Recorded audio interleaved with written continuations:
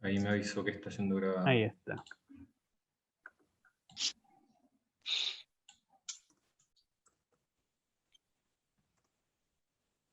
Y la Cristina se está mononando. Está arreglando el audífono, profesor Loyola, nada más. El maquillaje. Claro. Pues bien. Estamos viendo algo de grabación, así que les pido un minuto.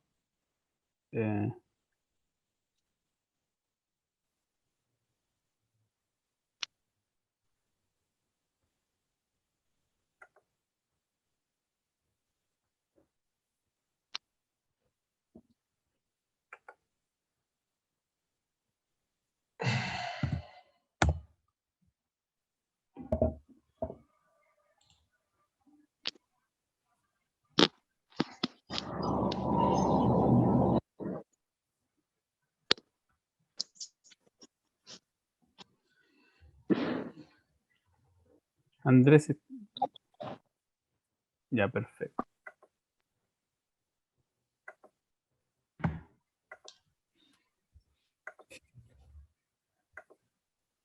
Ya, muy bien.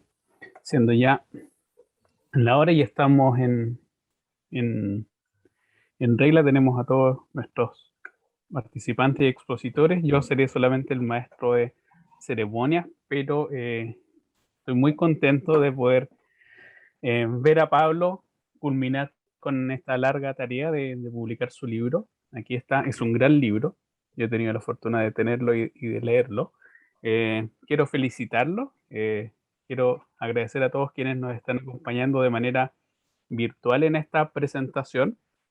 Va a ser una presentación bastante interesante. Va a comenzar Manuel Loyola, que es el director de Ariadna Ediciones, la editorial por la cual se editó este libro, Clasistas, Antiimperialistas y Revolucionarios.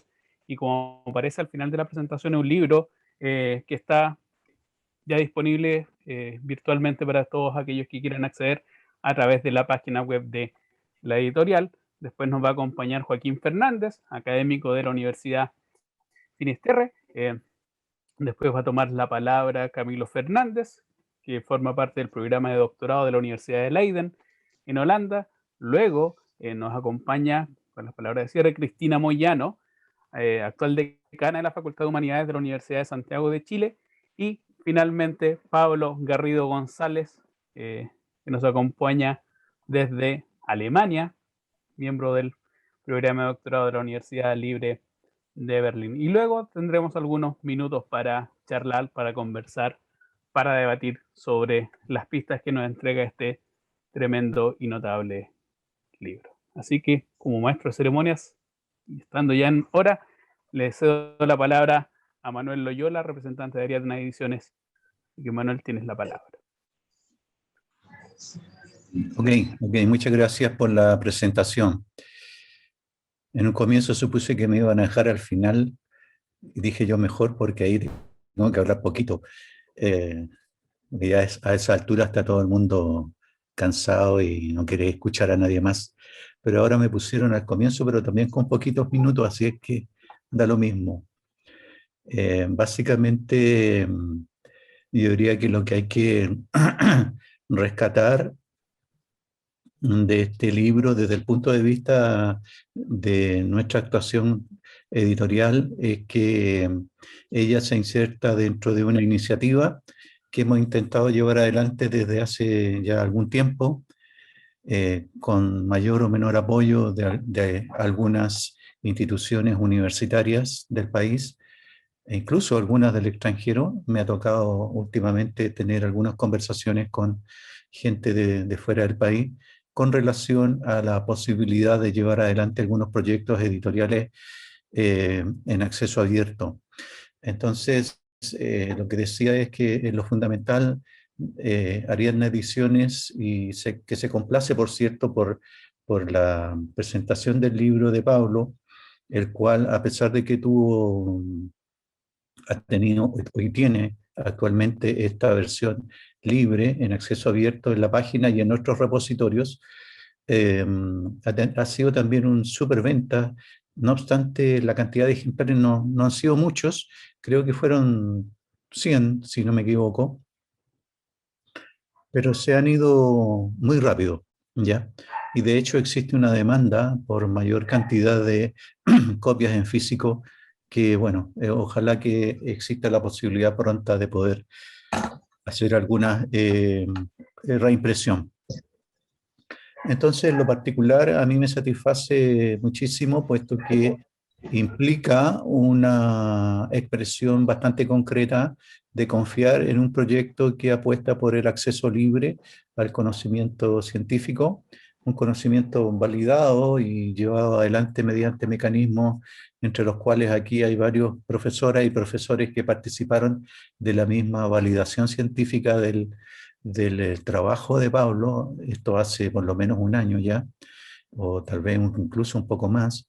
Eh, Así es que llevamos adelante un proceso con todas las de la ley para poder sacar un producto lo más adecuado y de calidad posible, de manera tal de que eso, la iniciativa del acceso abierto o el acceso libre no contradice para nada la necesidad de la calidad que deben tener todos los materiales puestos en la red. Yo diría que Ariadna, eh, he tenido algunas noticias por ahí de que hay algunas personas intentando generar iniciativas similares y me han pedido colaboración, me han pedido ciertas orientaciones, ciertas ayudas en poder hacer también proyectos editoriales con las mismas características de acceso abierto y donde lo fundamental eh, es poder ganar en difusión, ¿ya?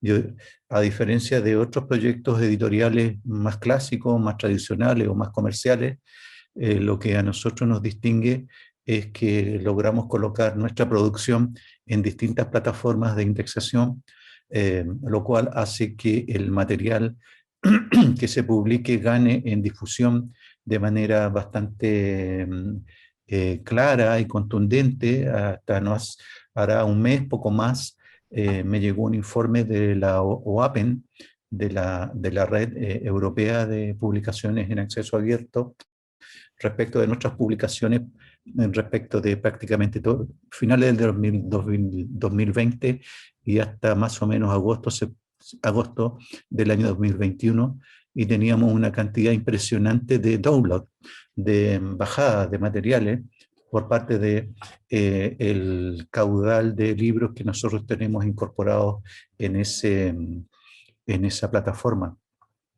lo cual indudablemente que no se habría conseguido nunca teniendo los mecanismos o los procedimientos tradicionales de publicación mediante a través de las editoriales comerciales o no comerciales, o aunque sean universitarias, que todavía no se allegan a las nuevas políticas de difusión del acceso abierto. Así es que para mí, en lo particular, si bien yo he tenido una trayectoria poco normal o poco convencional respecto de la academia, más bien me he apeado a la academia por el lado editorial. Entonces, de algún modo he hecho carrera académica, pero más bien editorial, ¿ya? Para mí significa este libro en particular una muestra muy elocuente de lo importante que son estas iniciativas, de lo importante que sería seguir apoyando este tipo de iniciativas de acceso abierto. Estamos porque estas características de edición sigan pronunciándose, sigan desarrollándose. De hecho, hemos tenido una importantísima colaboración en este sentido, sobre todo y aprovecho de darle las gracias públicamente a Cristina Moyano, por lo que ha significado también el aporte de la USACH y de su departamento de historia, por lo menos un par de libros más que hemos hecho a través con apoyo del Departamento de Historia y de la propia facultad, digamos. Entonces, de hecho, hay algunos libros por ahí pendientes por entregar, que es el libro de la última que hicimos respecto de Olga Ulianova, junto con Santoni y con Nocera, que todavía está pendiente la entrega de esos libros para el departamento, y que es una muestra también súper concreta junto con otros que ya hemos hecho del compromiso. Pero también se han ido agregando algunas iniciativas últimamente por el lado de la Chile, eh, y algunas iniciativas de orden más particulares por parte de diferentes autores que merece la pena poder nombrar en estos momentos, por lo menos de manera genérica.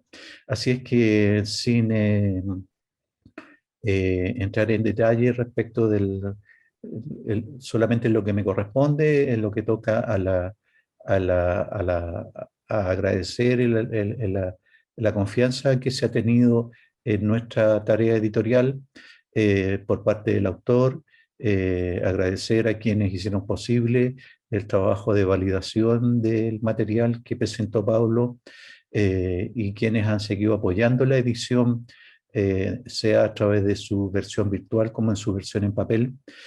No me queda más que agradecer, y ojalá, bueno, sigamos y sea ejemplo para otras iniciativas, otras oportunidades, y tengamos en algún momento, me gustaría en algún momento poder hacer un evento mucho más específico, mucho más concreto, relativo al valor del acceso abierto para el quehacer universitario nacional, en este caso, para la labor académica chilena, puesto que todavía no logra tener el impacto o la cabida y el reconocimiento que este tipo de iniciativas novedosas, que son las que se están llevando adelante últimamente en el marco internacional de la comunicación científica, puedan tener mayor auge en nuestro país. Así es que reitero los agradecimientos y me siento muy feliz por el libro de Pablo.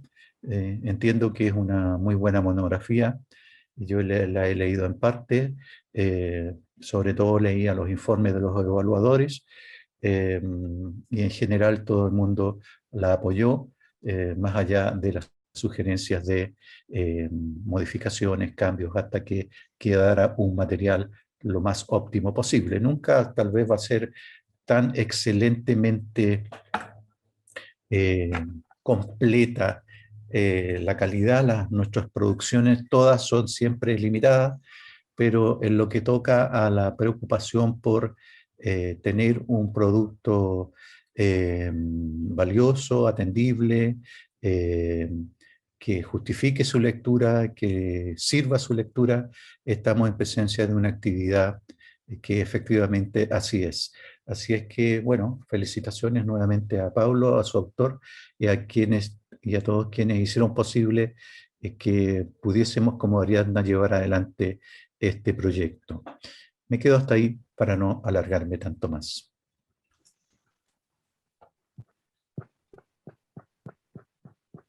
Gracias, Manuel. Ahora, Joaquín Fernández, académico de la Universidad Finisterra. Joaquín, tienes la palabra. Bueno, muchas gracias, Gabriel. Antes que nada, y antes de comenzar, quiero agradecer a Pablo y a los organizadores de este evento por invitarme a presentar, que de verdad es un verdadero honor. Este es un gran libro. También agradecer a Manuel, ¿no es cierto?, por todo el trabajo de edición que está desarrollando en Ariadna y por haber llevado a la luz este libro. Ahora, lo que nos reúne hoy es la aparición del libro titulado Clasistas, Antiimperialistas y Revolucionarios, trayectoria política e intelectual del socialismo chileno, de Pablo Garrido González. Yo creo que este es un acontecimiento digno de celebrar, en cuanto es un libro importante, que no solo viene a llenar un evidente vacío historiográfico sobre un tema de extrema relevancia para comprender la historia política contemporánea chilena, sino también porque se trata de una obra completa y erudita, desde un punto de vista empírico y descriptivo, y fina y aguda desde una perspectiva analítica. Recuerdo que en septiembre del año 2013, en el marco del seminario interuniversitario realizado en conmemoración de los 40 años del golpe de Estado en Chile, el historiador estadounidense Peter Wynne realizó un balance sobre la historiografía referida al Chile contemporáneo, con especial énfasis en la unidad popular y el golpe de Estado. En su estado del arte, Wynne evidenció los significativos avances que habían tenido lugar en el campo de la historia social, especialmente en las obras referidas al mundo popular. Del mismo modo, destacó la existencia de un corpus sustancial de obras que trataban la historia de los partidos y organizaciones de izquierda, destacando en este sentido la importante cantidad de publicaciones de historia política centradas en el Partido Comunista y el movimiento de izquierda revolucionaria. Sin embargo, como el propio Wynne señaló, era imposible no percibir la ausencia de un conjunto de obras de envergadura similar para estudiar la historia del Partido Socialista. Y esto pese a ser una organización política de primera importancia durante la mayor parte del siglo XX chileno y que tuvo un rol protagónico durante los años de la Unidad Popular. Al respecto, cabe preguntarnos cuáles son los motivos que explicaban esa relativa ausencia historiográfica. A juicio de Wynne, en lo que dijo en esa ocasión, este vacío quizás podría entenderse como el producto de las preocupaciones de la propia militancia socialista en la década de 1990. En un tono algo crítico, sostenía que su primera prioridad habría pasado a ser la administración del Estado en el contexto de la política transicional, antes que reavivar el rescate de la propia trayectoria e identidad partidaria. Ahora, en efecto, si hacemos un breve reconocimiento del campo de estudio, podemos percatarnos que durante la década de 1980 e incluso inicios de la de 1990, varias obras con un fuerte énfasis interdisciplinario, marcado principal, aunque no exclusivamente, por la sociología política y la politología, abordaron la historia del socialismo chileno. Estos, como los de Tomás Mulián, Manuel Antonio Garretón o el propio Ignacio Walker, entre otros, se hicieron cargo de la historia del Partido Socialista en sus obras. Su preocupación, en muchos casos, apuntó a explicar el golpe de Estado de 1973 y sobre todo a comprender, o incluso ya desde un punto de vista casi intelectual orgánico, a dar densidad histórica al proceso de renovación socialista. En algunos casos más heterodoxos, como el de Juan Carlos Gómez, desde un punto de vista crítico del proceso de renovación, también se buscó las raíces de la rebeldía socialista en la misma época. Sin embargo, durante la década de 1990, el interés sobre el estudio de la historia del socialismo decayó. Con todo, en el momento en que Peter Wynne explicitaba este vacío en el año 2013, este vacío historiográfico, se venía gestando un conjunto de obras que a través de libros o artículos monográficos abordaba la historia del Partido Socialista bajo la democracia del siglo XX chileno, la dictadura de Pinochet e incluso la postdictadura. Yo creo que vale decir a esta altura que parece inoficioso continuar hablando de transición para un periodo que duró alrededor de 30 años con sus propias lógicas y continuidades. Haciendo un reconocimiento rápido, podemos identificar a varios de los exponentes del campo de estudio de la historia del socialismo. Me perdonará si omito algún nombre en esta visión un tanto general, pero es una visión macro. Olga Ulianova, Luis Ortega, Alessandro Santoni, Fabio Moraga, Raimundo Meneghelo, Diego Venegas, Mariana Perry, Marcelo Casals, Víctor Muñoz Tamayo, Camila Ramírez, Byron Velázquez, Nicolás Acevedo Arriaza, Dani Monsalves, Javier Adones, Mauricio Rojas Casimiro, Juan Pablo Navarro, Gorka Villar, Esteban Valenzuela, Edison Ortiz, Cristina Moyano, o los mismos trabajos del ámbito de la reflexión política de Ricardo Núñez, histórica, son algunos de los autores que en los últimos años, especialmente desde la década del 2000, y a fines de la década del 2000 especialmente, han estudiado la historia del Partido Socialista desde la academia.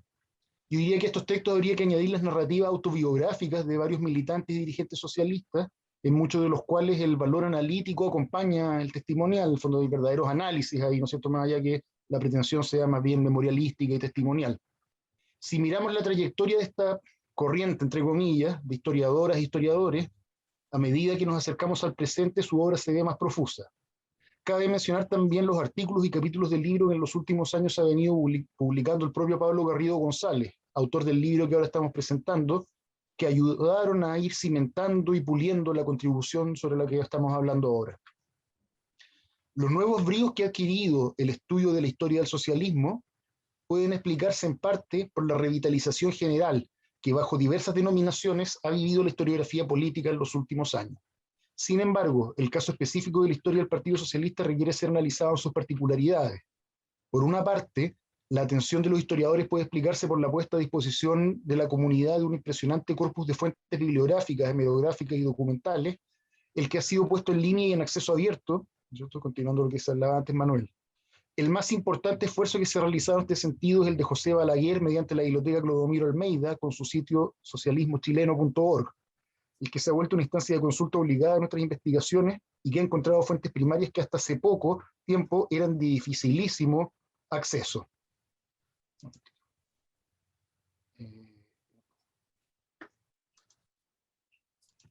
¿Se escucha bien o no? Sin embargo, no es solo la disponibilidad archivística la que explica el reciente auge de los estudios sobre el socialismo. Este también debe comprenderse desde el punto de vista de la interacción entre los problemas de la contingencia, en este caso política, y las preguntas que, derivadas de esta, hacemos al pasado. En efecto, diversas transformaciones políticas que han tenido lugar en los últimos 20 años generan condiciones favorables para mirar hacia el pasado y repensar la historia del socialismo chileno. Por una parte, la emergencia desde la década del 2000 de fuerzas de izquierda latinoamericanas que en muchos casos resaltaban los particularismos nacionales, distanciándose de las matrices leninistas a la vez que reeditando la importancia del discurso antiimperialista, promovían en Chile el afán de mirar formas nacionales y autónomas, las formas nacionales y autónomas que defendió el Partido Socialista desde su fundación. Por otro lado, la participación en los gobiernos de la Concertación y especialmente la llegada a la presidencia de la República de personas provenientes o militantes del Partido Socialista remeció los propios dilemas políticos e identitarios vividos por el partido, obligando a buscar sus antecedentes históricos y elementos de continuidad y cambio. En efecto, ¿cómo puede entenderse a un partido que nunca, tras la década de los 90, quiso abandonar oficialmente el marxismo ni asumir formalmente la socialdemocracia, pese a que se hizo parte de experiencias gubernamentales más bien cercanas a la tercera vía, es decir, a la forma histórica más liberal en el ámbito socioeconómico que alguna vez ha tenido la socialdemocracia? Era posible continuar, comillas, cuadrando el círculo, buscando justificar cómo definirse como socialista y demócrata sin ser socialdemócrata. Yo aclaro que en la actualidad considero esta pregunta como algo un poco absurdo y caricaturesca, pero representa hasta cierto modo en los dilemas identitarios persistentes durante mucho tiempo en el partido, sobre todo en los últimos años en el Partido Socialista.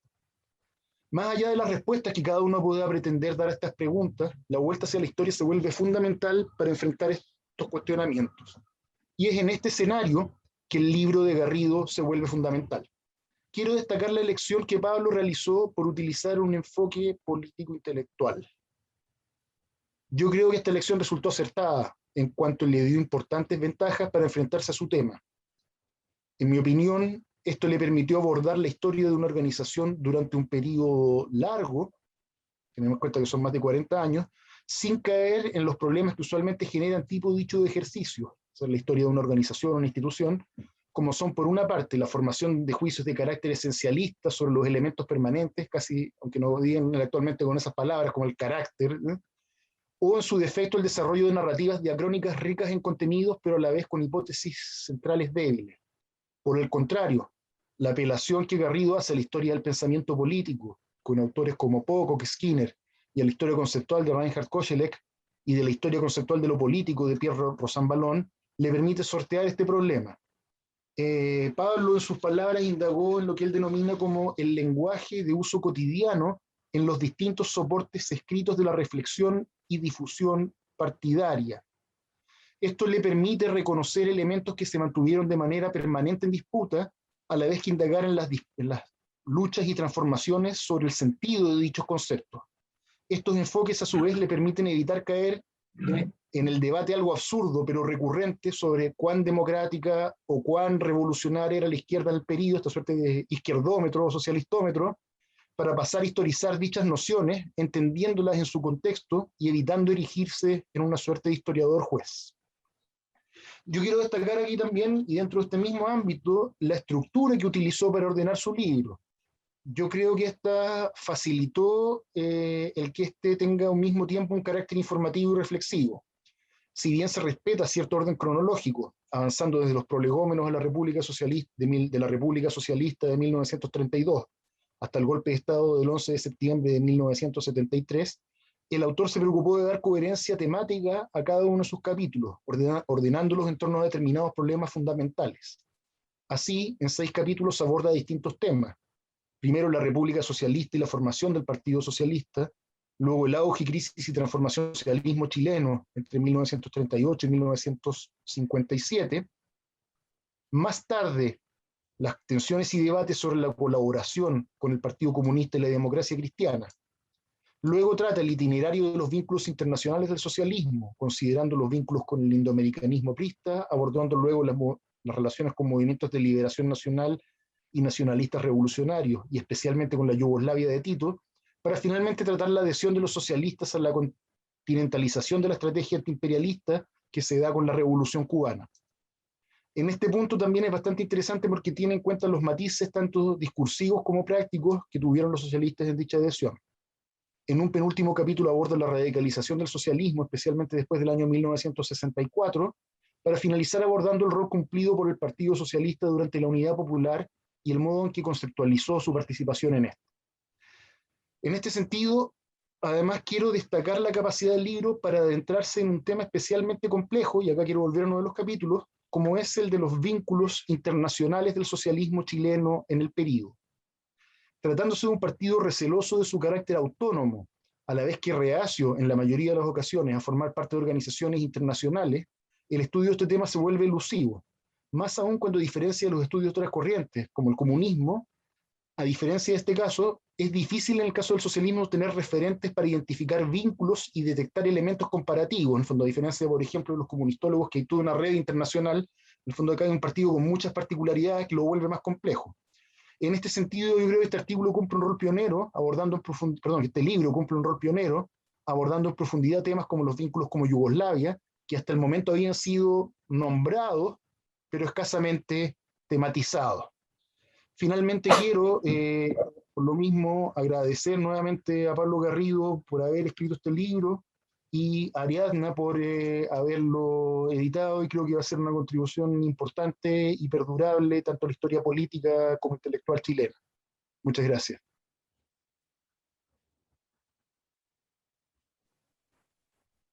Muchas gracias, Joaquín. Ahora, siguiendo con nuestro itinerario, tiene la palabra Camilo Fernández, investigador Fondesit y actualmente estudiante del doctorado en Historia de la Universidad de Leiden en Holanda. Camilo. Gracias, tienes la Gabriel. palabra. Gracias a Pablo también por invitarme a presentar su libro, felicitarlo y agradecer también su publicación, su muy elaborada investigación. Y bueno, saludar también a Joaquín, a Cristina, a Manuel. Mi presentación me parece que va a ser complementaria a la de Joaquín. Por suerte no nos cruzamos en muchos temas que tenía pensado señalar. Y bueno, preparé también un pequeño documento, ¿no?, para guiar esta presentación, ¿no? El libro de Pablo Garrido, Clasistas, Antiimperialistas y Revolucionarios, Trayectoria Política e Intelectual del Socialismo Chileno Contemporáneo, ofrece desde el campo de la historia política e intelectual una lectura renovada de la historia del Partido Socialista, resultado de un largo trabajo de investigación que he tenido la oportunidad también de seguir de cerca gracias a la afinidad de intereses académicos que tenemos con Pablo. En vista de ello, la lectura de su libro me ha permitido reflexionar sobre algunas cuestiones relativas al campo de estudio disciplinar en el que se ubica, así como sobre las bases teóricas y metodológicas que lo sustentan, sobre las cuales me gustaría subrayar principalmente 3 puntos.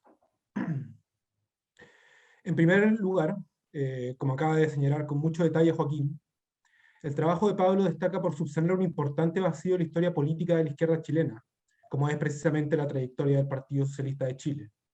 La tarea no es nada de sencilla, a diferencia de su vecino político, el Partido Comunista, que cuenta con innumerables libros y papers académicos que abordan casi la totalidad de su historia, sin mencionar la igualmente nutrida bibliografía militante.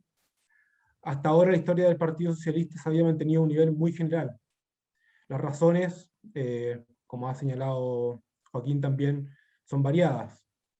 Sin duda que la experiencia de la Unidad Popular, por su importancia, simbolismo y su dramático desenlace, tendió a acaparar las miradas de los intelectuales y académicos, y con ello descuidar el pasado del Partido Socialista que, para 1973, año del golpe, contaba ya con 40 años de vida.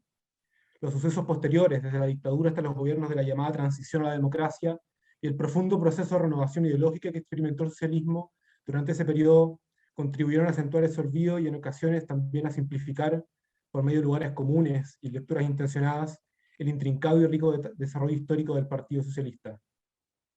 Por ello, si bien el socialismo chileno cuenta con no pocas historias escritas de militantes, con todas las virtudes y riesgos que ellas conllevan, el libro de Pablo constituye en sí mismo un aporte significativo para la interpretación histórica de larga data del PS, que hasta el momento, y quizá con la excepción del notable libro de Paul Drake, Socialismo y Populismo en Chile, aún se extrañaba en el ámbito académico. Un segundo punto que quisiera relevar tiene que ver con el problema de investigación central de Pablo, a saber, el análisis de la compleja y amplia diversidad ideológica que caracterizó al Partido Socialista desde sus orígenes, y que, sin embargo, tuvo los suficientes puntos de encuentro como para darle una identidad propia y permanente, así como un éxito político considerable a lo largo del siglo XX. Nuevamente, el análisis de este problema no es fácil de tratar, considerando que es una ideología que ha sido sistemáticamente subsumida en la generalidad del marxismo. Como describe Pablo con sumo detalle a lo largo del escrito, desde su fundación en 1933 y durante toda su historia, el Partido Socialista fue depositario de la más variada gama de corrientes que constituyeron el campo socialista del siglo XX. El socialismo libertario, el socialismo de Estado, republicanismo de tinte social, el ideario nacional popular, el trotskismo, la gran amplitud de marxismos no soviéticos, el latinoamericanismo y el indigenismo, hasta, cito, los revolucionarios de Fuente de Soda, ¿no? Como recuerda Pablo que Raúl Ampuero llamaba las facciones de ultraizquierda. Una variedad que también podría observarse a partir de sus personalidades. Marmaduke Grobe, un militar reformista, Eugenio Mate, un abogado masón, Allende, un médico que se inició en la política durante la FECH, Schnake, un empleado de tintes ácratas, Bernardo Ibáñez, sindicalista de corte nacionalista, Lagarrigue, un destacado positivista de la época, Eugenio González, académico y defensor de un socialismo humanista, o incluso Manuel Rojas, el célebre escritor de la tradición libertaria, solo por mencionar algunas de las figuras que nutrieron los primeros años de vida del partido. Misma variedad que nutrió, como también destacó Joaquín, en sus referentes internacionales, apristas peruanos, republicanos españoles, mexicanos, bolivianos, yugoslavos, por supuesto los cubanos, y la larga lista de los países durante las independencias africanas y asiáticas. Frente a este escenario que presenta la historia del PS, la interpretación de Pablo sostiene que las diversas tendencias y corrientes que lo conformaron tuvieron como punto de encuentro tres conceptos centrales ya anunciados en su título: el ser un proyecto político de clase, el antiimperialismo y los declarados propósitos revolucionarios. Sin embargo, el relativo consenso alcanzado durante los años 40 en torno a estos lineamientos no apagó la incombustible heterogeneidad doctrinaria del partido, que ante la contingencia nacional e internacional discutió incesantemente sobre los alcances de cada uno de estos conceptos. En definitiva, la tensión permanente entre el socialismo como matriz ideológica mayor y sus distintas corrientes particulares al interior del partido que bien identifica Pablo, remite al problema inherente que existe en la construcción de toda ideología política, esto es, el ser una configuración de conceptos generales y abstractos que sin embargo solo podemos conocer a través de sus expresiones particulares, que dependen en gran medida, y como enfatiza la investigación, de la contingencia en la que se desenvuelven. En este sentido, y contrariamente a las visiones que interpretan las ideologías políticas como formulaciones rígidas, estas constituyen una forma de pensamiento vivo, con innumerables variaciones, cambios y cruces, más parecidas a ramas genealógicas que compartimientos estancos, y de lo cual el Partido Socialista Chileno constituye un ejemplo notable. Un tercer aspecto que quisiera destacar también tiene que ver con una cuestión que, si bien no está de todo explícita en términos metodológicos, cruza la totalidad del libro. Esta podría plantearse en la pregunta: ¿cómo se piensa una organización política? O bien, ¿cómo un grupo político es capaz de llevar a cabo lo que dice creer? Esta pregunta, que ha sido ampliamente abordada desde otros campos, sobre todo de los estudios de los movimientos sociales, en lo que se refiere a los partidos, aún no ha sido del todo abordada en disciplinas como la ciencia política o la historiografía.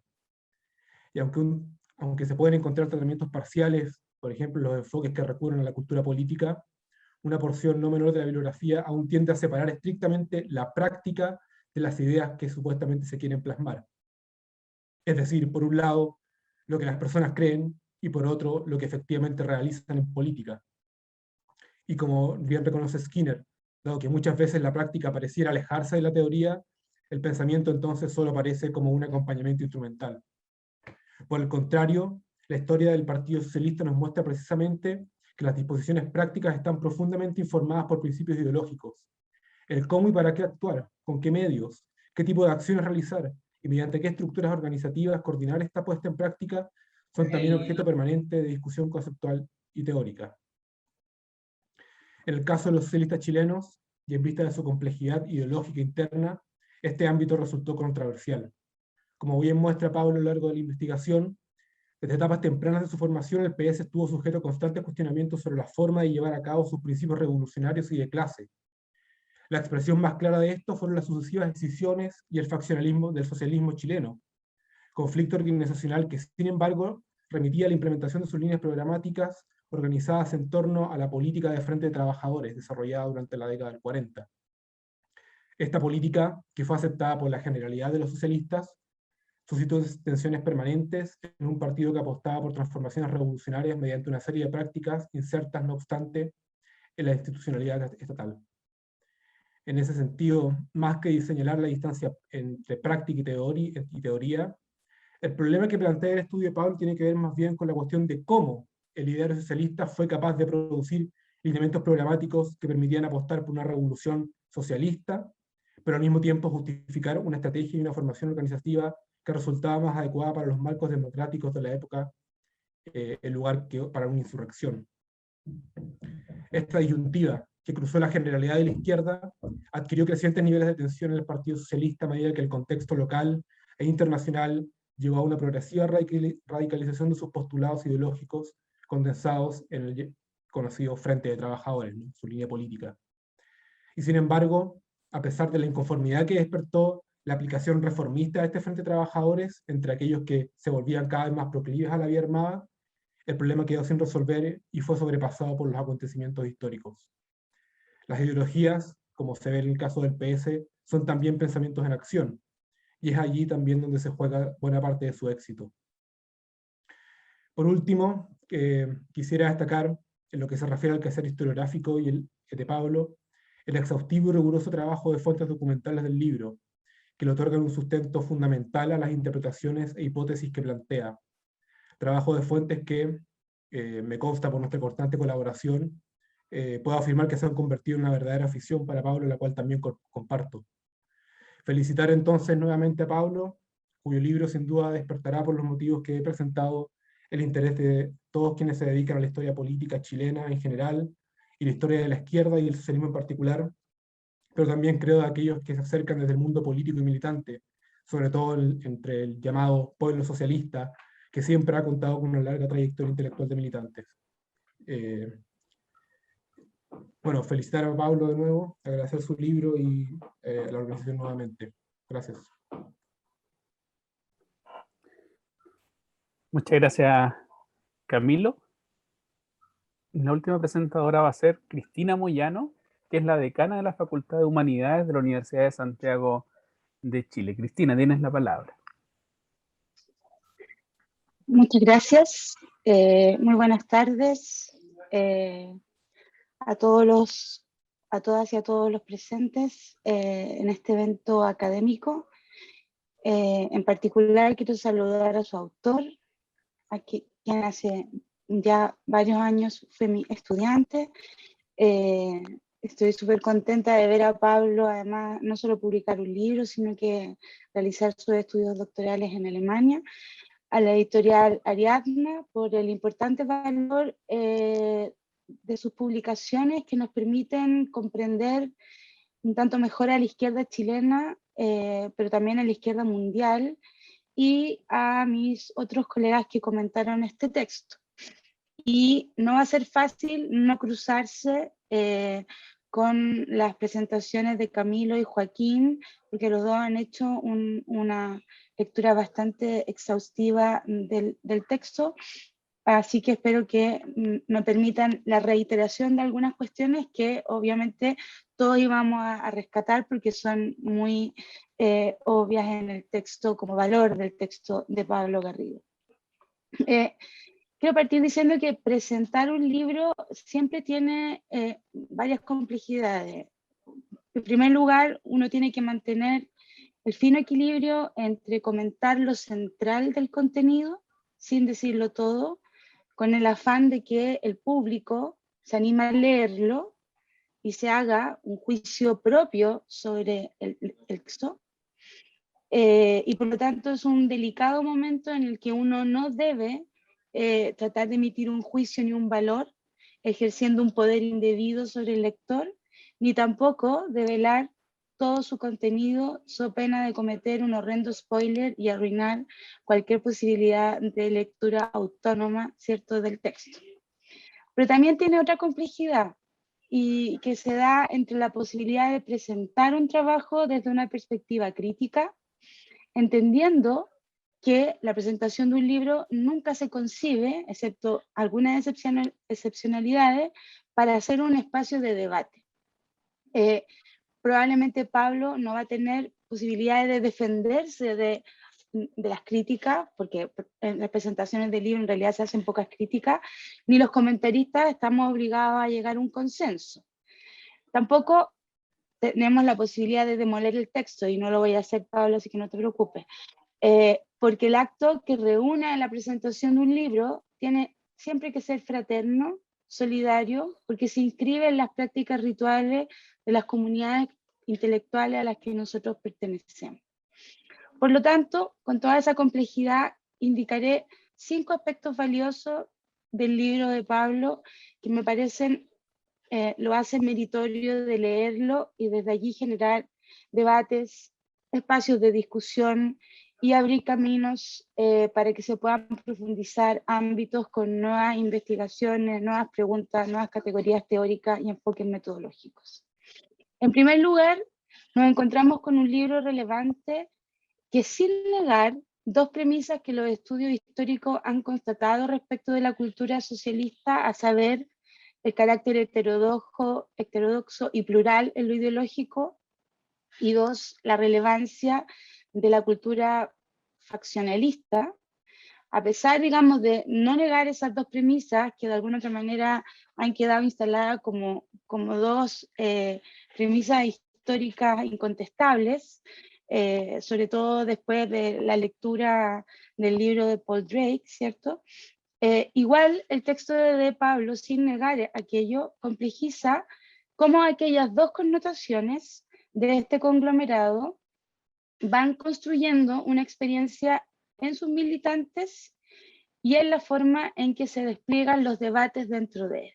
Es decir, si nosotros no entendemos el carácter heterodoxo, plural y faccionalista del PS, sería muy difícil entender cómo se construye la experiencia de ser socialista y cómo se deben estudiar o cómo se pueden entender los debates dentro del Partido Socialista. Mal que mal, el PS es un partido que, nacido en la década del 30, sigue manteniendo, después de haber vivido múltiples divisiones, un tronco histórico común que le permite seguir vinculándose al color de la camisa que llevaban las milicias socialistas de Schnaque y Grove, a la marsellesa y a tantos otros símbolos que lo inscriben dentro de la historia de la izquierda chilena, pese a que siempre ha tenido que lidiar con un color nunca tan nítidamente rojo del izquierdómetro nacional o internacional. Hoy, dado el vaciamiento de los debates ideológicos como los conocimos en la modernidad y como se expresan en el periodo que estudia Pablo, que va desde el año 32 al año 73, y sobre todo el momento que estamos viviendo hoy día dentro del sistema de partidos, pareciera que hacer una historia intelectual de un conglomerado político es como un oxímoron. Así que vamos a hacer algo intelectual de conglomerados que tienen poco peso y poco debate intelectual hoy día.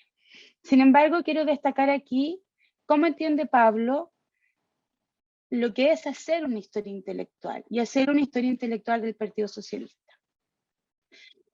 Pablo nos propone, en primer lugar, una historia centrada en la propuesta de que los conceptos en torno a los cuales se estructura el quehacer de una colectividad, sus posiciones frente a la realidad y las maneras de incidir en ella son siempre polisémicos y se encuentran en permanente disputa, incluso dentro de un mismo partido, porque esos conceptos movilizan estratos semánticos que separan la experiencia de la expectativa, particularmente en aquellos ismos cuya experiencia o no existe, o es más breve o menos densa que la expectativa que los moviliza. En segundo lugar, Pablo plantea que la historia intelectual que él va a practicar está centrada en la consideración de que el pensamiento político contiene teoría que se expresa en un contexto particular. Es decir, que las ideas y sus contenidos no circulan atemporalmente, sino que ordenan, clarifican y permiten la acción de quienes las enarbolan. En tercer lugar, que de la combinación de ambas premisas teóricas, que ya mencioné recién, no puede existir nunca un enfoque de historia intelectual de los partidos que suponga la no conflictividad por las maneras en que se usan y cosifican las acciones que como expresión material y simbólica de las primeras dan sentido al ser y decir del militante. Por último, que a raíz de ello es imposible que exista un correlato transparente entre pensamiento y acción, y que un partido, incluso aquel que podríamos imaginar como el más ortodoxo, no contenga tensiones en los conceptos que estructuran la experiencia y expectativa de la historia y de la política.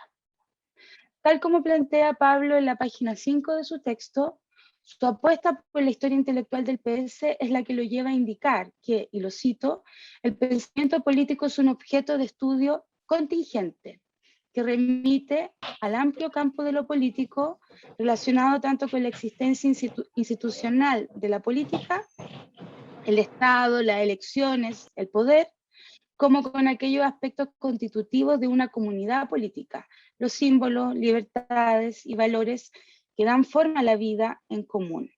En ese sentido, aclara el autor, reconstruir una trayectoria intelectual de una organización partidaria implica rescatar sus proyectos, debates y principios, situándolos en el espacio de la política, sus lógicas sociales, sus instituciones, reparando en sus aspectos contextuales y consecuencias prácticas.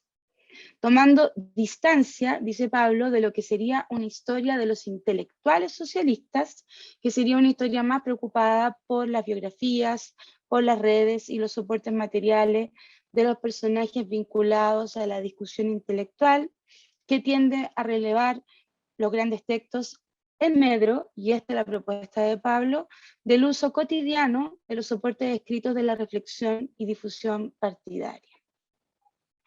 Un segundo valor de este texto, que reconstruye la formación de un pensamiento político socialista nacional, radica en su temporalidad, pasando particularmente por los años 30, cuando la identidad socialista comienza a construirse partidariamente para lograr consolidarse al alero de tres categorías que van delineando tanto los debates como las posiciones y las acciones.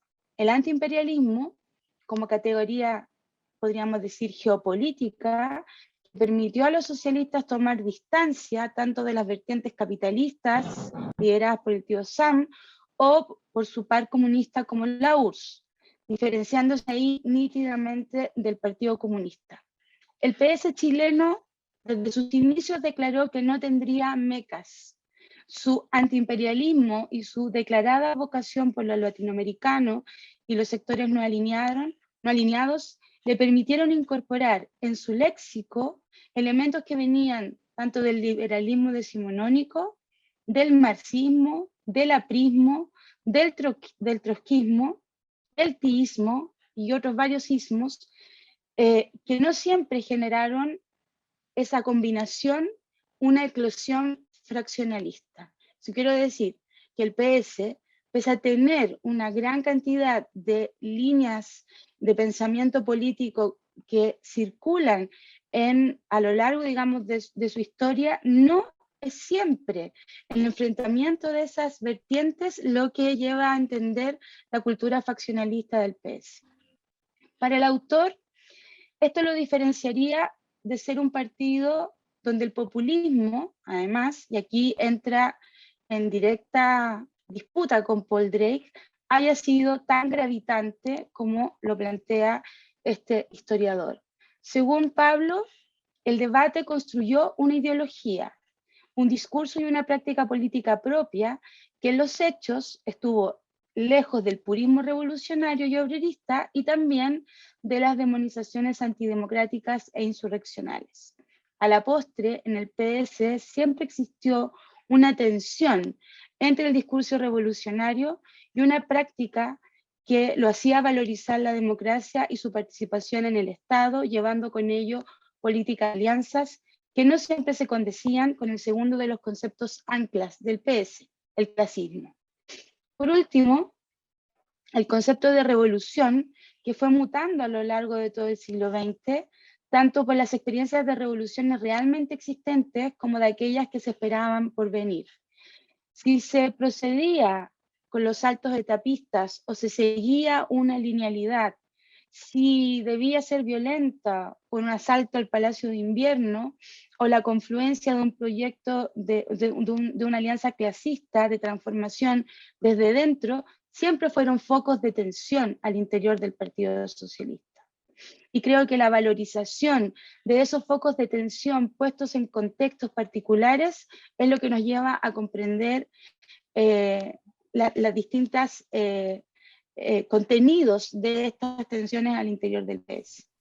El tercer valor de este libro radica en la forma en que se entiende y se nos propone comprender, en particular, el rol que juega Eugenio González en la historia intelectual del PS, el rol de Eugenio González y la propuesta del Frente de Trabajadores del año 55.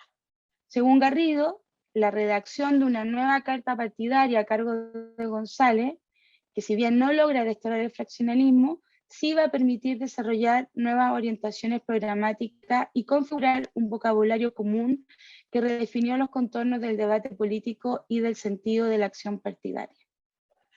El Frente de Trabajadores se transformó en la orientación con la cual el PS, a decir del autor, encaró sus definiciones tácticas y estratégicas para alcanzar el poder.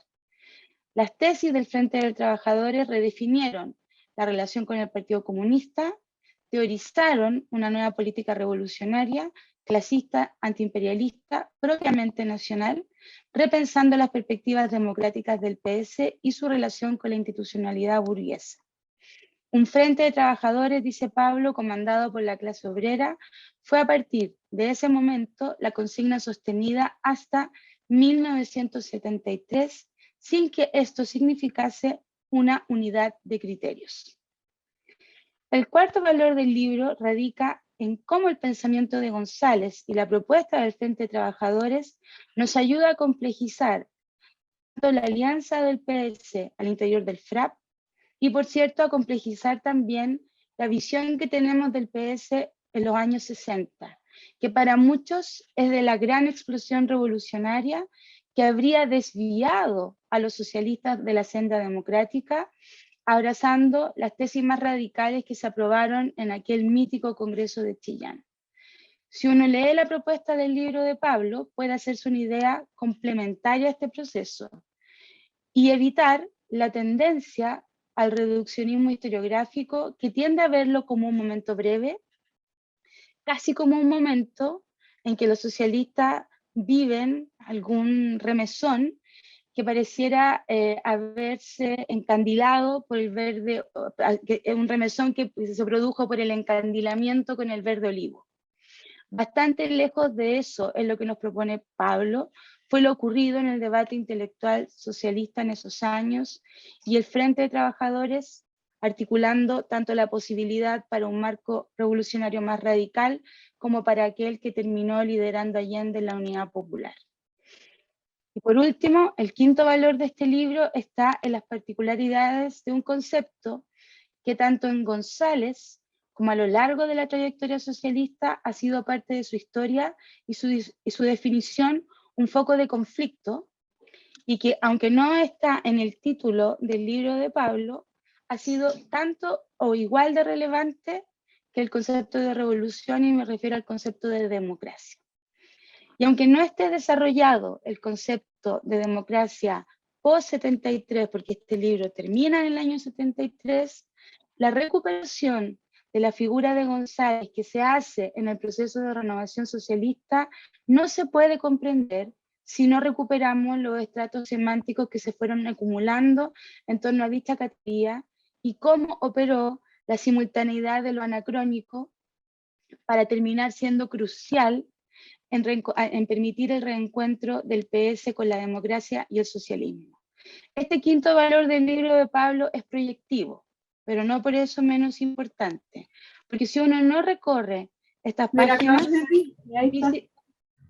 difícilmente podríamos entender el proceso de renovación socialista, que para muchos parece simplemente acomodación, social, democratización y abandono de ideas.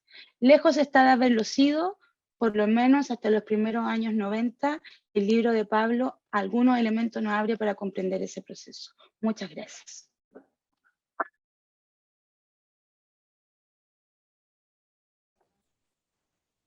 Muchas gracias, Cristina. Y ahora las palabras finales al autor de este gran libro que hemos venido conversando, Clasistas, Antiimperialistas y Revolucionarios, don Pablo Garrido González. Pablo, tienes la palabra. Muchas gracias. Bueno, antes de partir, lo primero que quiero es darle las gracias a Manuel y a Ariadna, ¿no? Por el espacio editorial, por la confianza editorial. Darle las gracias también a Joaquín, a Camilo y a Cristina, que de muy buena gana y desde un principio aceptaron sin ningún problema presentar este texto. Sus presentaciones también me siento muy halagado, así que muchas gracias. Y también agradecer a Gabriel y a Vasco, que son en realidad las mentes maestras detrás de esta presentación, ¿no?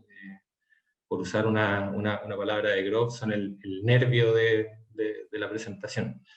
Así que, nada, muy agradecido, muy contento de estar acá también, a pesar de que estamos lejos. Espero que en algún momento podamos compartir el vino de honor, ¿no? Que es la razón de todas estas cosas.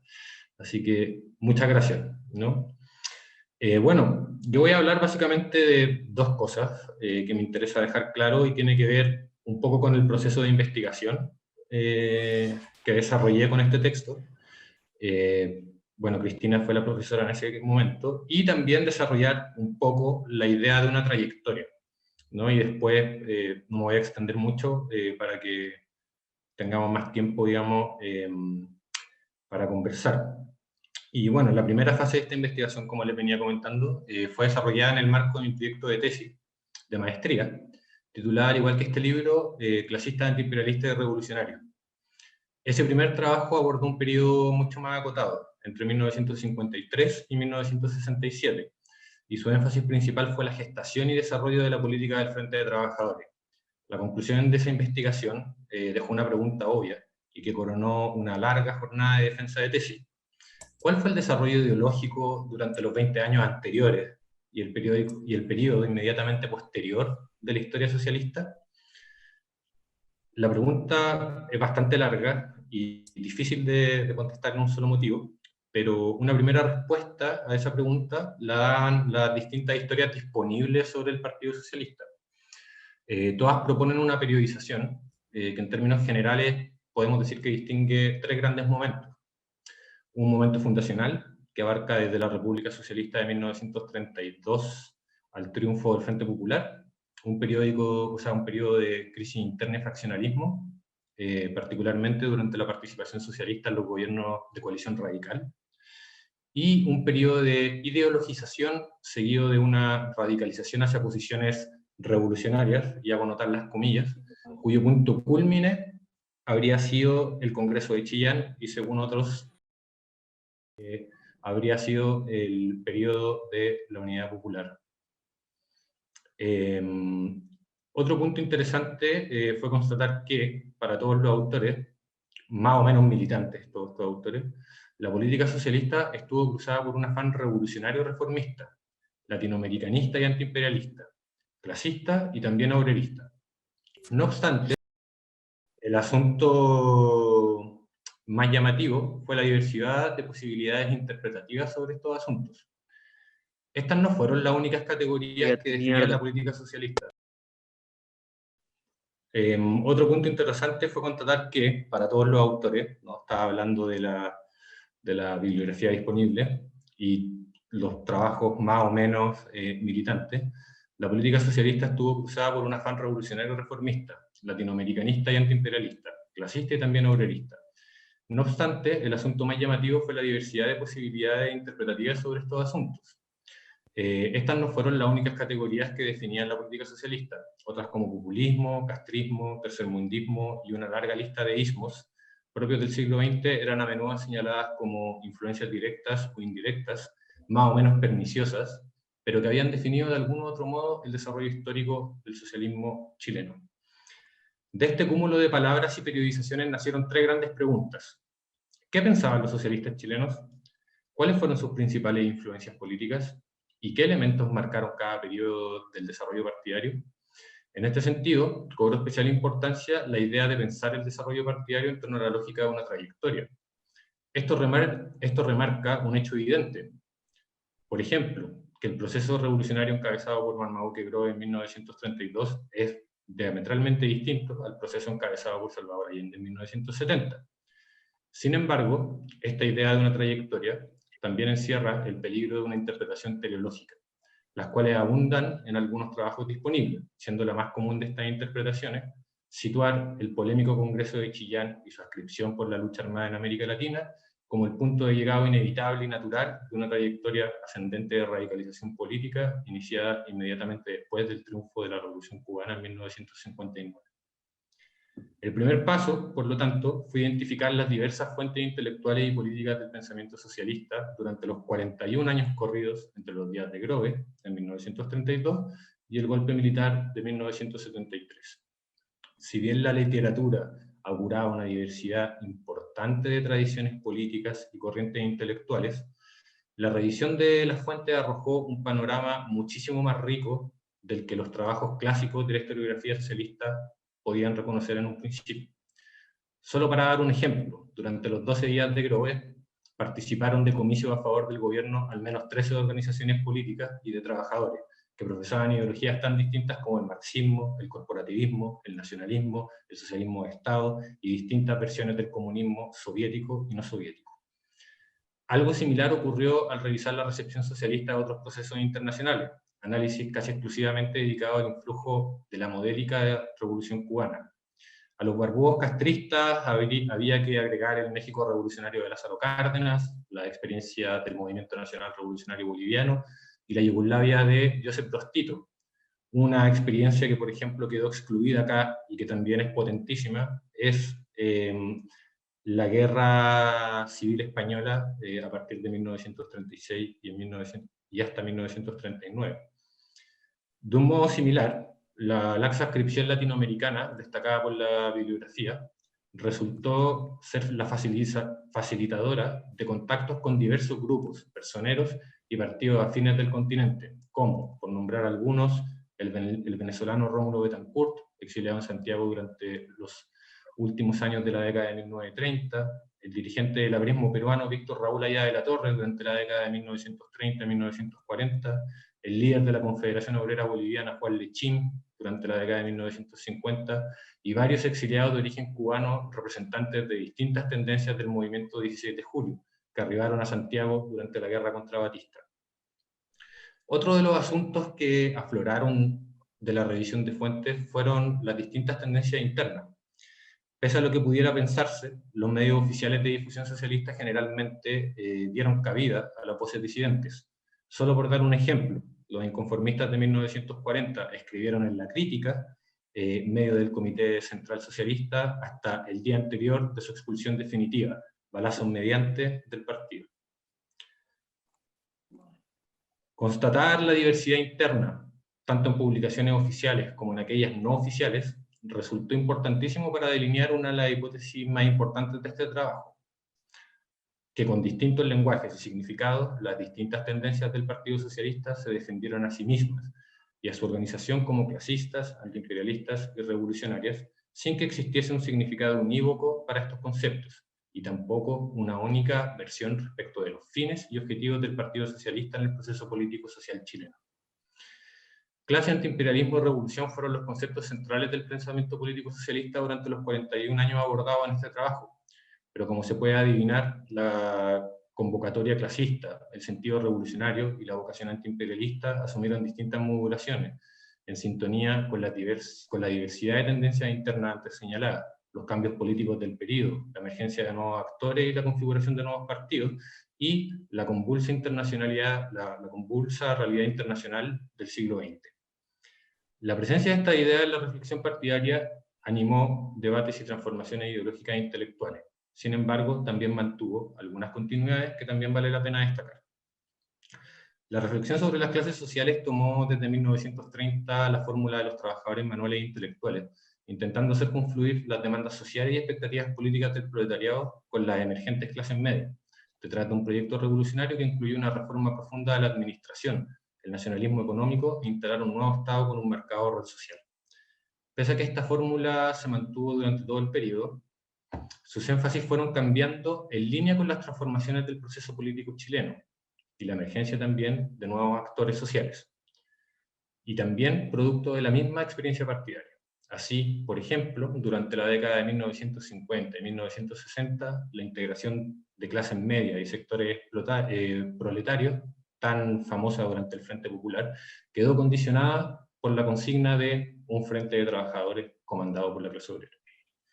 El debate sobre la revolución, por su parte, estuvo estrechamente ligado a los distintos diagnósticos políticos y sociales que circularon en la intelectualidad y la militancia socialista.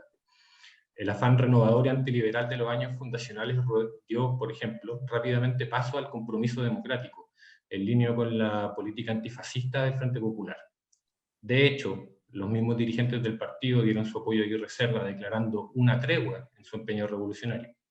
Durante la década de 1940, los valores renovadores del discurso socialista fueron reclamados por las distintas facciones opositoras, al Comité Central, representado por figuras como Arnaldo Queiroz, Óscar Echenique y Bernard Vivar. Tendencias como el inconformismo y la juventud socialista, dirigida por Raúl Ampuero, reclamaron en repetidas ocasiones contra el extravío de los principios revolucionarios y el contenido de clase del PS, configurando un debate sobre los alcances, temporalidades y profundidades del proceso modernizador y transformador iniciado con el Frente Popular.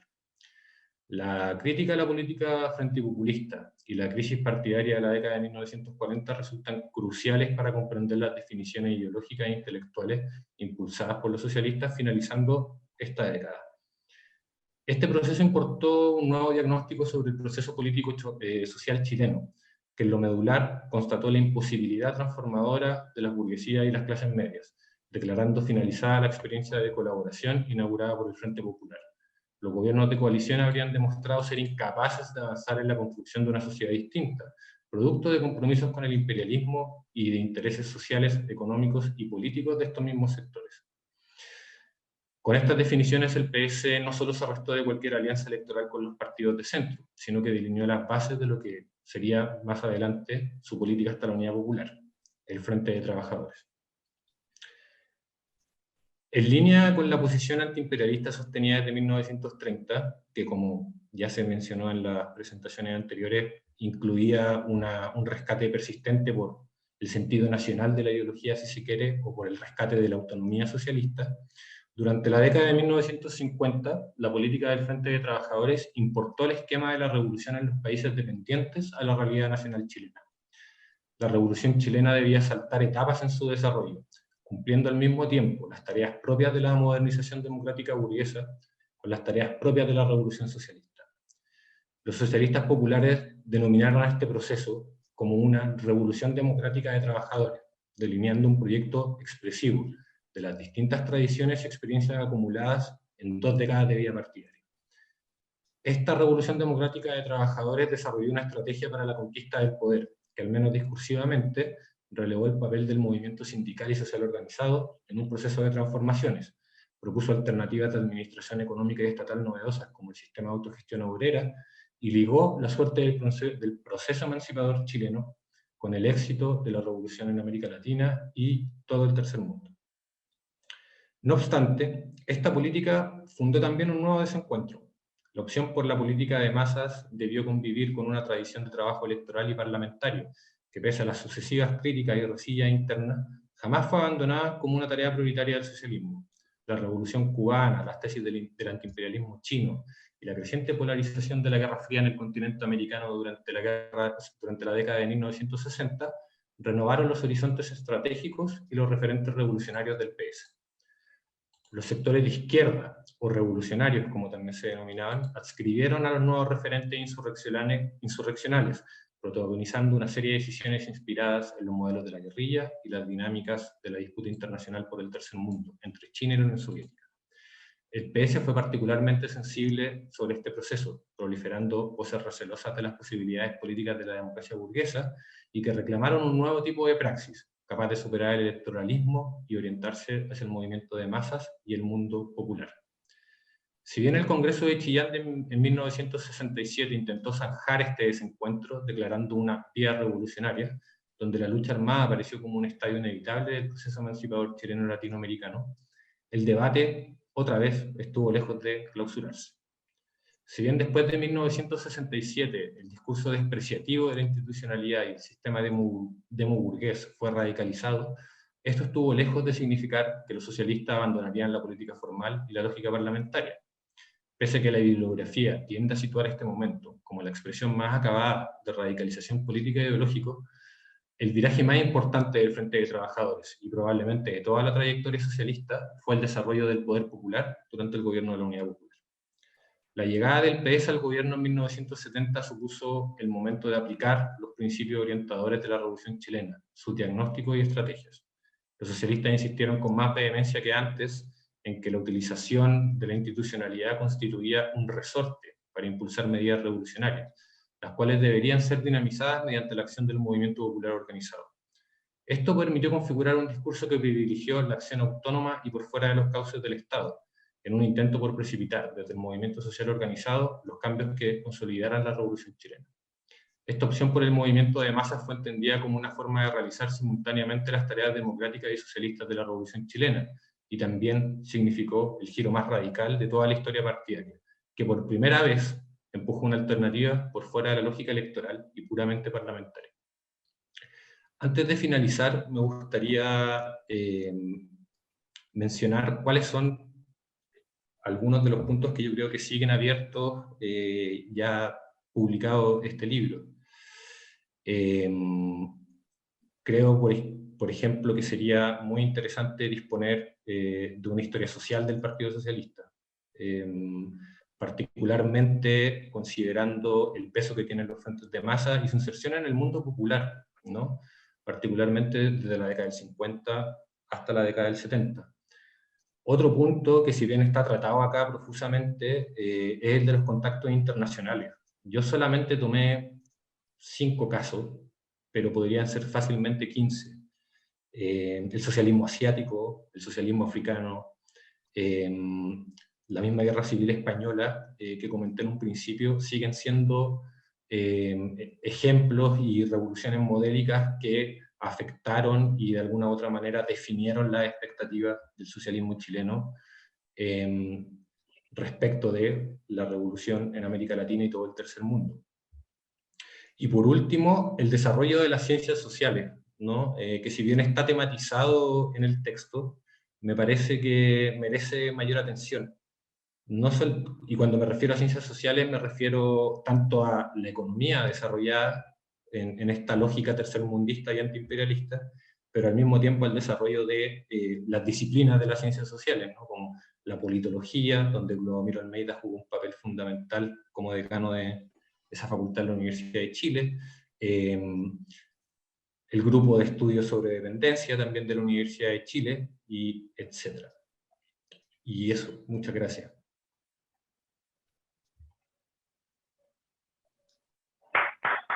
Bravo, Pablo. Felicitaciones.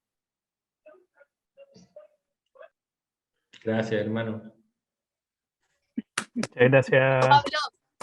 querido Pablo. Bien. Ahora, bajo tu propia responsabilidad, porque parte del programa que habíamos conversado era la posibilidad de, una vez finalizada la presentación, tener una especie de diálogo con el auditorio, pero dadas las circunstancias, no sé si tienes la valentía para Sí, sí, liberar la palabra a las personas. a lo más va a aparecer otro meme de Huevito Rey, nada que no haya visto antes. Yo estoy acá listo como Beria para eliminar a todo aquel que tú consignes como enemigo del pueblo. Yo lo elimino. Ya, muy bien. Una estasis personal. Así que, bien, con la autorización del autor, y una vez ya escuchada las intervenciones, las presentaciones de los comentaristas, muy iluminadoras, yo he aprendido muchísimo. Queda abierta la palabra para alguien que quiera preguntarle algo directamente al autor. ¿Quieren continuar alguna línea de diálogo? Y vayan levantando la manito ahí. Miguel, José Enrique, en ese orden vamos a juntar un par de preguntas y luego tú, Pablo, te haces cargo.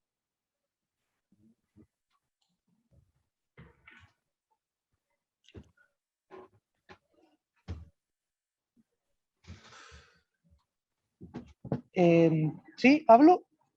Sí. Perfecto. Mi pregunta, voy en la locomoción, así que voy a ser breve para que no se interrumpa.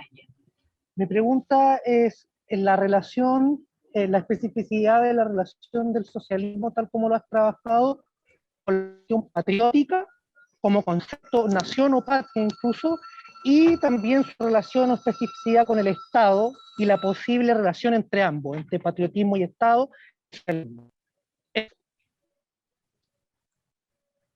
Un gran saludo para...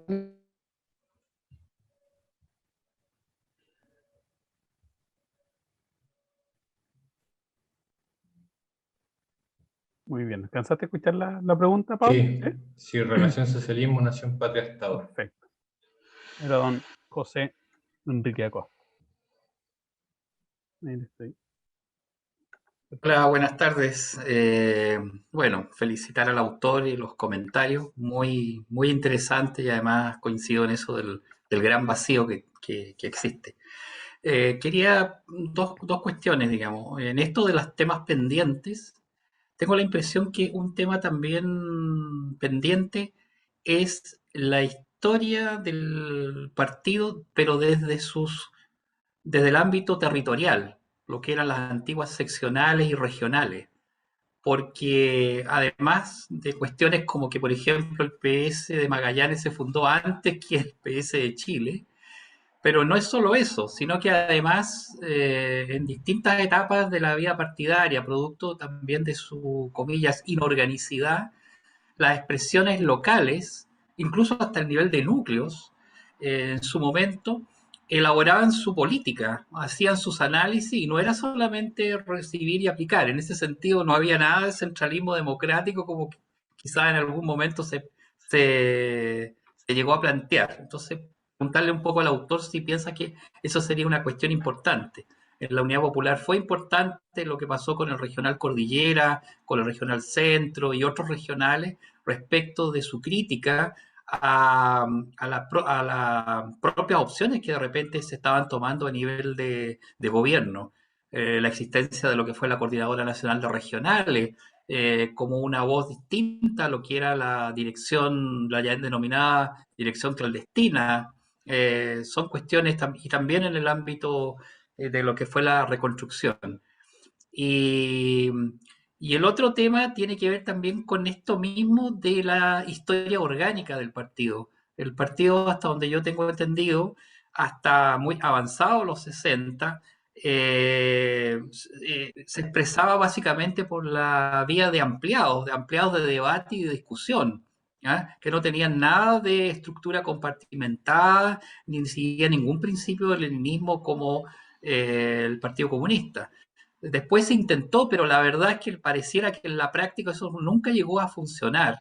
Bueno, esos dos puntos. Gracias. Muchas gracias.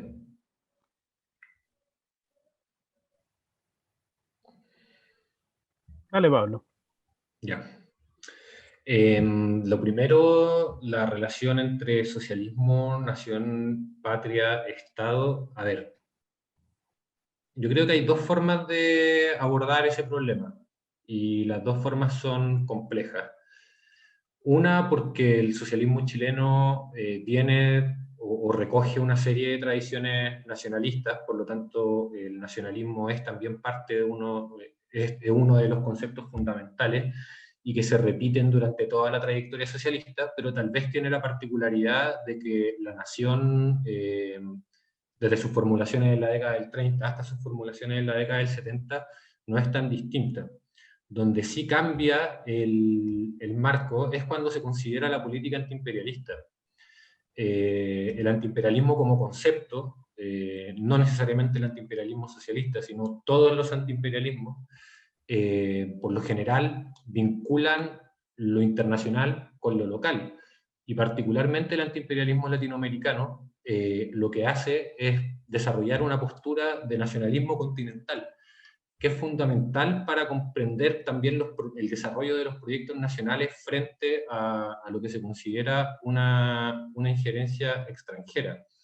No terminé de entenderte muy bien la pregunta porque se cortó un poco, pero ¿cómo se vincula esto con la idea del Estado? Y yo creo que el proyecto nacional del Partido Socialista y de la izquierda también de alguna u otra forma, tenía que ver justamente con recuperar el Estado para la nación chilena. ¿Y qué significaba esto en términos prácticos? Básicamente recuperar las cuestiones como las riquezas básicas, generar una capacidad industrial propiamente nacional que permitiera una alternativa de desarrollo que también fuera propiamente nacional. Entonces, en este sentido, el desarrollo de una política estatal, el desarrollo de nuevas formas de administración pública, era también visto como un imperativo nacionalista, como un imperativo patriótico, y en último término también como un imperativo antiimperialista.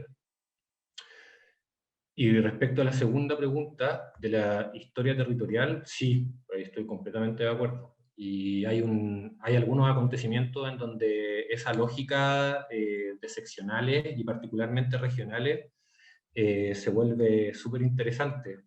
Por ejemplo, durante la escisión de 1940, que es la escisión del inconformismo, sucede un fenómeno bien extraño, y es que, bueno, son expulsados seccionales completas en el norte, si no me equivoco, es Tocopilla y Antofagasta, que lo echan a todos de un plumazo, y hay otras seccionales, por ejemplo la seccional de Valdivia, que los tipos no están de acuerdo ni con el inconformismo ni con lo oficialista. Entonces, cuando uno ve el periódico de la seccional de Valdivia, aparece en un lado el discurso de Marmaduke Grohe quejándose contra Godoy Urrutia, y en la página siguiente aparece el discurso de Godoy Urrutia quejándose contra Marmaduke Grohe, y uno nunca termina de ver, digamos, cuál es esta dinámica, pero efectivamente la lógica regional tiene un peso, digamos, en los debates, y además por la forma en que se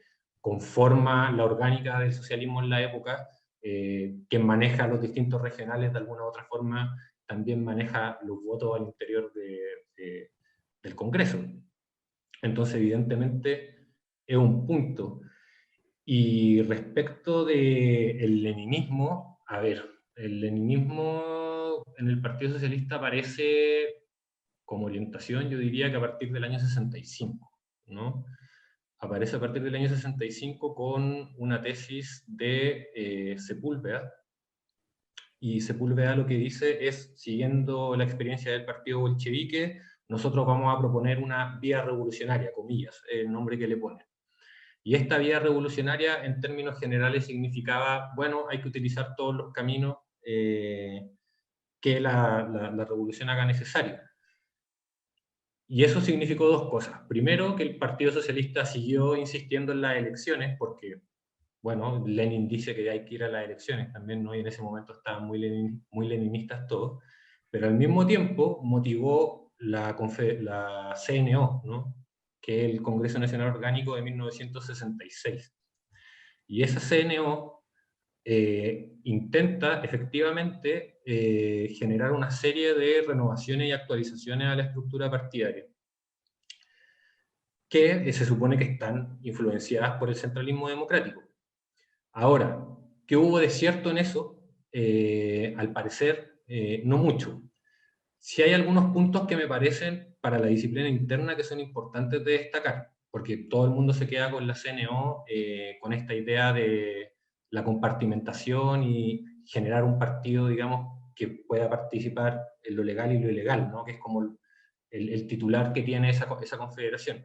Sin embargo, en términos orgánicos, eh, hay un punto que a mí me parece que es central y es la centralización de la toma de decisiones. Hasta antes del 65, lo que se denominaba cuerpos intermedios, la Federación Juvenil Socialista, los diputados, los senadores, las brigadas parlamentarias en general, los frentes de masa, tenían cierta autonomía del Comité Central. Después del año 65 y después de la CNO, se hace una bajada de línea y ya se les intenta por medio del estatuto quitar un poco de autonomía y ponerlos, digamos, debajo de las orientaciones directas del Comité Central. Si eso resulta o no resulta, bueno, yo creo que no resultó mucho, pero al menos el intento orgánico existe.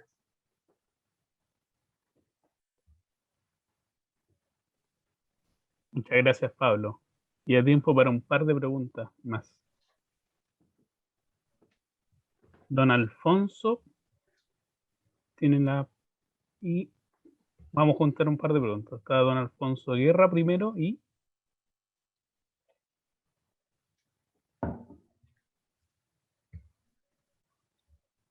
Espérenme porque en paralelo ando haciendo purga de gente que quiere. Y Nicolás que tenía... Sí, me había olvidado Nicolás que tenía la mano levantada de la oportunidad pasada.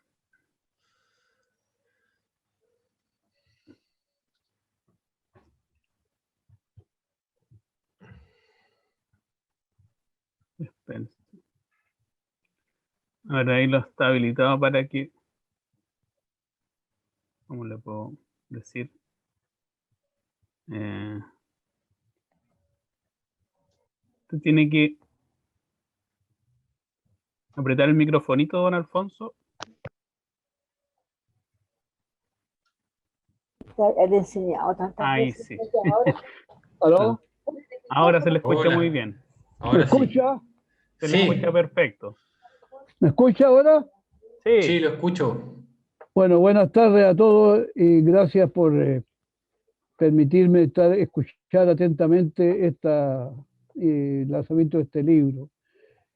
A mí me parece interesante que escuchar una recopilación de cosas en la cual empiece a contar la vida de uno.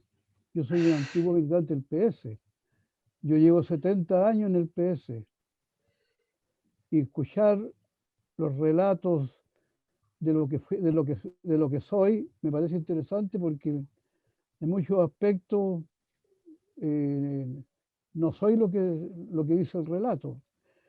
Pero me quiero referir a una cosa muy importante.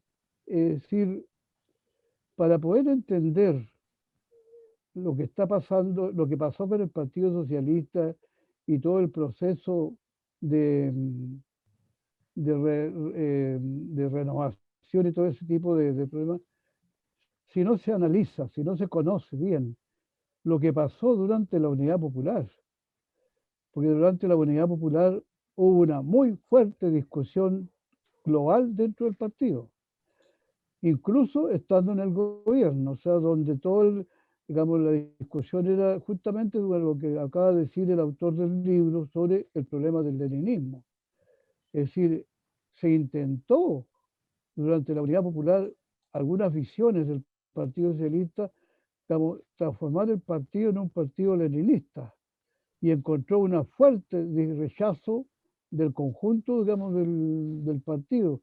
Y entre eso el rol que jugaron las bases regionales. Digamos, anteriormente el compañero Acosta había señalado si no se analiza bien ese nudo, va a quedar una historia que no se comprende plenamente, porque nadie ha preguntado y nadie se entiende cuál fue la razón de la división del Partido Socialista del año 79. ¿Qué fue lo que motivó una división que fue la más larga de su historia, duró casi más de 10 años? No fueron razones, digamos, de tipo de rol de persona, sino que fue una discusión ideológica de fondo. Fue el tipo de carácter que iba a ser el Partido Socialista, porque el Partido Socialista, para entenderlo históricamente, desde que nace hasta el momento, digamos, de hoy, es un partido en que la libertad, digamos, el sentido libertario del socialismo y el sentido, digamos, de justicia social son las fuerzas motrices. Y en un momento determinado, ese concepto de libertad, digamos, para poder desarrollar, digamos, el partido, se vio amenazada porque en aras de principios revolucionarios se intentó modificar su estructura y transformarlo en un partido vertical de orden, digamos, para poder, digamos, según algunos otros historiadores que le he escuchado, habría sido la base de salvación del PS haber, digamos, tomado las medidas leninistas de organización. Y yo ahí rechazo categóricamente porque fui uno de los actores principales de esa discusión. Estuve como secretario regional, digamos, como parte, digamos, como tal miembro del Pleno del Partido Socialista durante todo el periodo de la Unidad Popular. Y esa discusión que se dio mientras se ejecutaban las tareas de gobierno dentro de ella no está recogida como corresponde. Y más aún se desconoce. Y frente a esa discusión va quedando una memoria histórica del Partido Socialista que no es la historia real, porque se ha creado una visión oficial, digamos, que no tiene nada, digamos, que es parte de, digamos, tiene, digamos, base, pero deja de lado lo que fue la historia real. O sea, y yo creo que es importante, me pareció interesante la investigación, pero yo creo que para entender bien el proceso del socialismo desde su fundación hasta el día de hoy, hay que entenderlo en los roles de la vida real del socialismo. La vida real del socialismo son lo que pasa en el día a día, en las estructuras, en los comportamientos de los individuos, que va más allá de los acuerdos congresales o de los roles de algunos dirigentes. Es un movimiento, digamos, un proceso, digamos, realmente interesante a mi juicio de los aportes que ha significado esto en el concepto libertario de la sociedad chilena. Entonces yo creo que ahí, en ese punto, sería interesante investigar la discusión, cuáles eran los parámetros de la discusión al interior de la Unidad Popular, del Partido Socialista en el periodo de la Unidad Popular. Disculpe, pero me vi tentado a opinar porque cuando escuchar parte de mi historia, porque cuando alguien hace el análisis histórico del Partido Socialista, es decir, toca la historia de muchos de nosotros. Y evidentemente que también somos parte de esa historia. Y esa historia a veces lo que se escribe desde el punto de vista de investigación no siempre es coincidente con la realidad que uno mismo ha vivido. Por lo tanto, yo creo que es muy importante acercar, digamos, más la realidad del socialismo, que es más de lo que se ha dicho, pero no es un momento, sino que es un concepto que me parece interesante, que el autor, don Pablo Garrido, que no tengo el gusto de conocer por obvias razones, porque él de las nuevas generaciones, yo soy de las viejas, pero interesante. Pero yo creo que la investigación en general debe apuntar a cuál era la realidad concreta, objetiva, de lo que pasaba en este cuerpo social llamado Partido Socialista, que ha marcado un hito en la historia de Chile en los últimos 60 años. Gracias. Muchas gracias, don Alfonso. Y ahora, Nicolás. Hola, buenas tardes. ¿Se me escucha bien? Sí. Perfecto. Bueno, muchas gracias por el evento. Felicitaciones a Pablo. Estoy muy contento por ti, por este logro. En primer lugar, me gustaría hacerte una consulta, Pablo. Bueno, yo soy, al igual que don Alfonso, soy militante del partido también, bastante más joven, por cierto. Me gusta harto la historia del partido, y la verdad es que dentro de los orígenes del partido, desde 1932 en adelante, básicamente el concepto de democracia ha sido muy importante, por supuesto que no en el sentido de un sistema político electoral, sino que más bien como un principio filosófico. Del programa del 48 se nombra harto en general las distintas versiones del socialismo, o la mayoría de ellas han sido tributarias del concepto. Entonces, en primer lugar, me gustaría preguntar a Pablo por qué él elige solo 3 conceptos que son igual de fundamentales: el antiimperialismo, el clasismo y la condición revolucionaria, pero decide no integrar dentro de estas mismas palabras como descriptivas del socialismo el concepto de democracia, a pesar que en el transcurso del libro Pablo se hace cargo de manera bastante concienzuda de la importancia del concepto dentro del partido.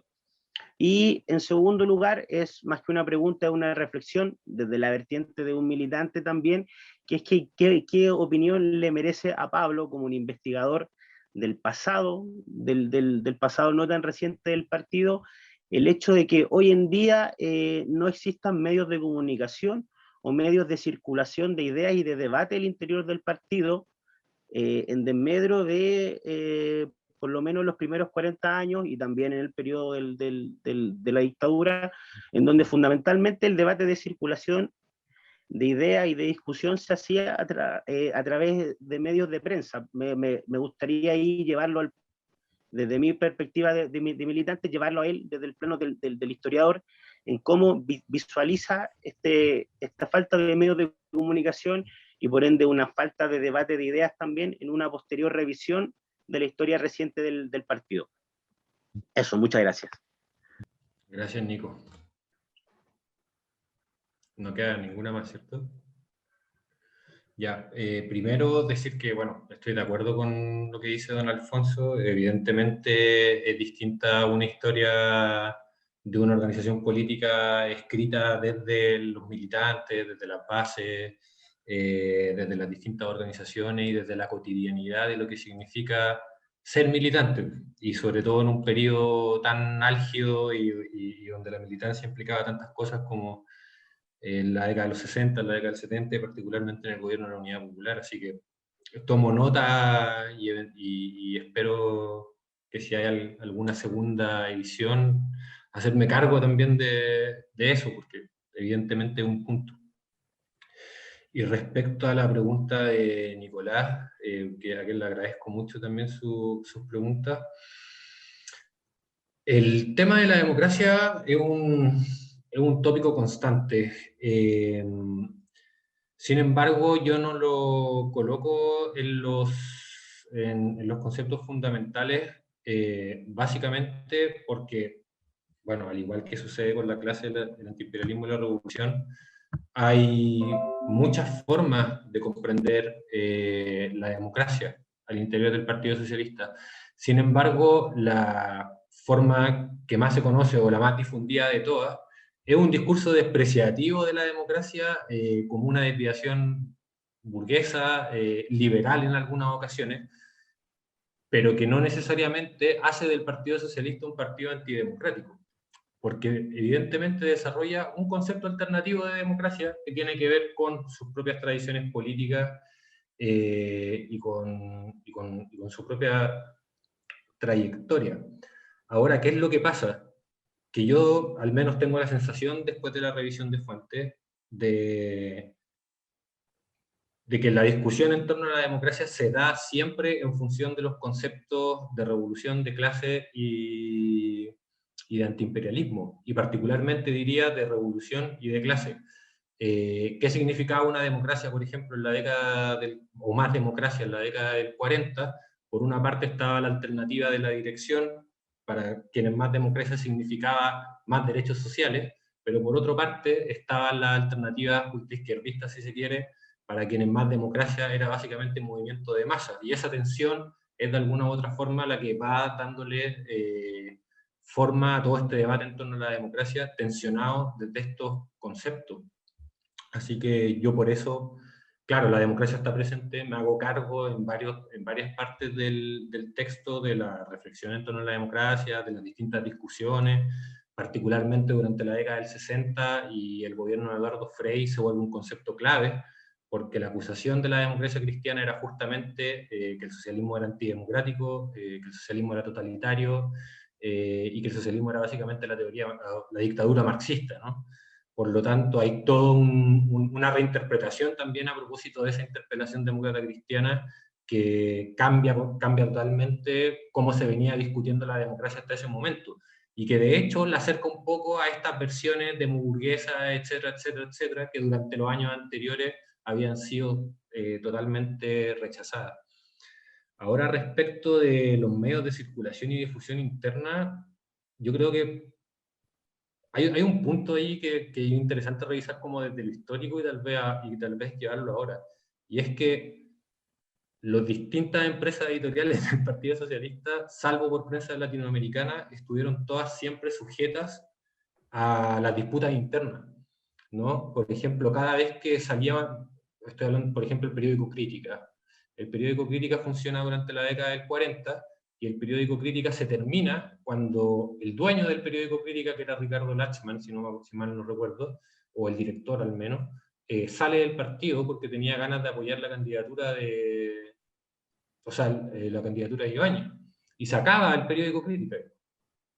Perdón, el periódico Claridad. Lo mismo va sucediendo, por ejemplo, con otras publicaciones, como la revista Nuevo Rumbo, que si bien no era un medio oficial, de alguna u otra forma comienza a nuclear militantes. Yo creo que hay una correspondencia, que no sé cómo funcionará ahora en la interna, porque bueno, no soy militante, pero creo que hay una correspondencia constante entre los grupos, entre las facciones, grupos y el estado de discusión, y la presencia de medios o la ausencia de medios, la aparición de algunos y la desaparición de otros. Por ejemplo, las tendencias trotskistas durante la década del 30, que se mantienen hasta la década del 40, durante prácticamente 8 años mantienen un semanario que es Combate, y Combate funciona primero como un órgano no oficial del Partido Socialista y después se termina transformando en el órgano oficial del Partido Socialista de Trabajadores, por ejemplo. O lo mismo sucede, por ejemplo, con Punto Final, que sin ser una revista socialista, tiene a una serie de militantes y ex militantes socialistas, algunos expulsados como Jaime Faibovich, algunos que habían participado de la revista Nuevo Rumbo, que también participan de esto. Entonces, tengo la sensación de que el circuito editorial socialista, si se quiere, o del circuito de periódicos socialistas, está siempre sujeto a las distintas facciones y a la política contingente. Ahora, yo me imagino que al interior actual deben haber más ideas de las que la falta de medios, digamos. O sea, ahora también son otras las formas de llevar adelante ese tipo de debate, y ya no hay que esperar a que una vez al mes salga la revista Arauco, digamos, para poder escribir un artículo, ¿no? O tratar de filtrarle al director del periódico oficial que te publique una columna, ¿cachai? En ese sentido creo que también ha cambiado mucho el esquema general.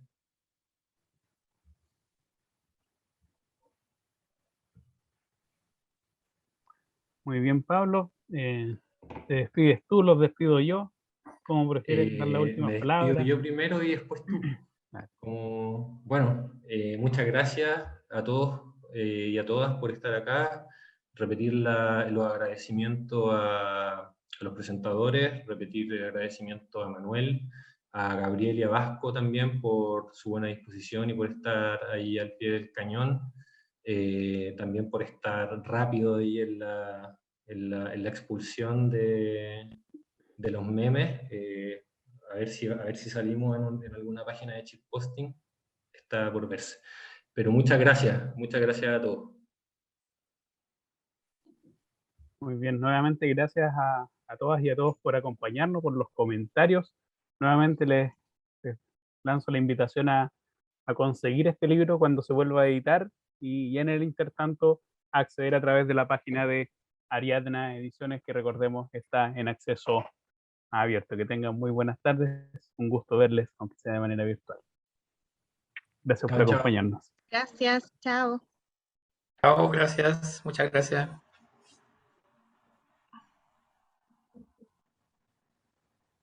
vergüenza salió el tiro. Sí.